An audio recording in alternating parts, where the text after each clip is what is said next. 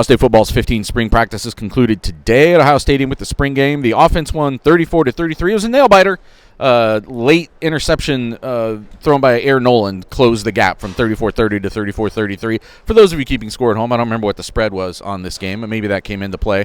But we want to talk about the most important things we saw this spring and kind of not just what we saw today, because the actual spring game day can be a little misleading. What did we see all spring? And what did it tell us about what this is going to look like in the fall? And we're going to start on offense. Like, what were the most important? Who stood out to you this spring? Whether that was somebody who had to win a job, somebody who had to make a move, somebody who just had to solidify where they were. I'm going to start with you, Andrew. Who stood out for you offensively this spring? So I don't like that you used all those descriptors because I want to use this to make a point. And it happened today in the spring game. Emeka Egbuka reminded you that he is still very good, because there has been a lot of talk this spring about how great this kid Jeremiah Smith is. And I'm not downplaying how great he is and how talented he is and everything like that. But you saw it like 20 yards back that way. He had a great one-handed catch along the sideline. He had another one-handed catch on the other sideline. He's very good. And if he had been healthy last year, this man might be 2 weeks away from getting drafted into the NFL. And he's still on this football team. So for as much as everybody wants to talk about Jeremiah Smith and the future, and here's what Julian Sayin has done in practice, and here's what the running backs are doing, and hey, look, the offensive line is getting... Emeka Egbuka is still here. And I think he showed that today with the few catches. He didn't play a lot. But I just think that we are forgetting, just the collective Ohio State fan base, the collective Ohio State beat core, we're just all forgetting that Emeka Egbuka is still here. And he is a very good football player, and you saw it today. So I want to shout out Emeka Egbuka because, I mean, he might be, for as much as we talked about Jeremiah Smith, he still might be the best receiver on this team. I think that's a great pick because I think there had been so much chatter about all these young guys, and Emeka was hurt last year, as you said, and he was just kind of out of sight, out of mind a little bit coming into the spring, and I think he just sort of quietly sat back and then came out and made a bit of a statement today. That was definitely the most impressive play of the day today was his grab along the sideline. It was you hesitate to call it a Jeremiah Smith-like grab because that's what we saw that guy doing all spring, but there's a lot of talent in this receiver room. Steven, who's your pick? Yeah, great pick. Yeah, I mean, he's almost like the KJ Hill of this version of the talented wide receiver room where you almost forget how productive he can be. I'm going to go Josh Simmons here. Physically, he's made a significant transformation now that he's had a full offseason here. You got to remember, he got here in June last year, and they asked him, hey, can you be our left tackle after ours went to go be a top 10 draft pick? Cool. And he was okay. It got better as the year went on. But I thought physically he looked better. I thought he had a great spring. And in the spring game, I thought he was quality as well. That's a guy where, as we're thinking about people we might drive the bus for in August when we do that pod, I'm thinking about him as like, hey, can this guy be a first-team All-Big Ten level player?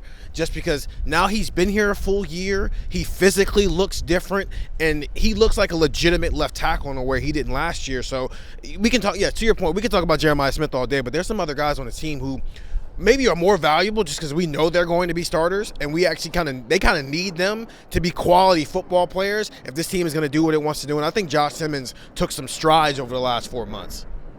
I think that's another good pick. You know, they came out of last spring with a lot of questions on the offensive line, or we had a lot of questions for them anyway, and they didn't completely answer all of them. And now I think you come out of this spring, and there's like one big question, like who's going to be the right guard.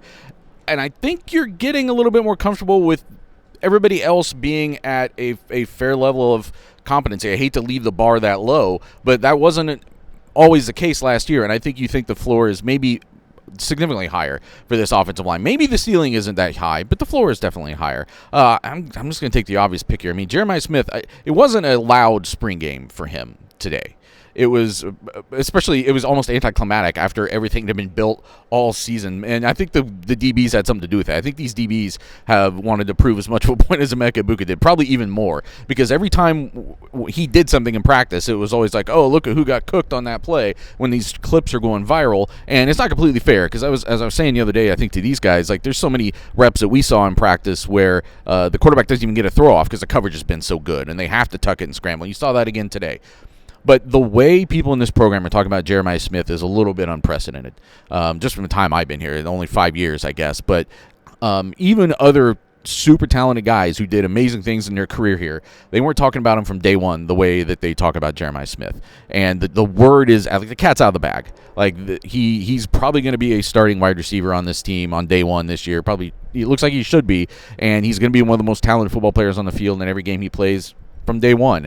And we weren't really looking for a way, like a transcendent player to step up on offense. I think we were all focused on what quarterback was going to step up and maybe elevate this offense. But if he really is this good, and now you're putting him on the field with Emeka Egbuka, opposite someone like Carnell Tate, like, putting another ultra-talented receiver on the field is going to put pressure on defenses that wasn't there if he was coming in and just being a good freshman, or was going to have to be mixed in for a year behind Jaden Ballard or Brandon Ennis or somebody else. If he comes in and, like, makes a statement and is, like, one of the best all-around football players on this team, it changes potentially what the ceiling is for this team, how much this team can accomplish. It helps make up for whatever you're trying to build out of the quarterback. It helps those quarterbacks be better. It helps them be more productive. So I'm eager to see what this looks like this fall when he's playing a real game.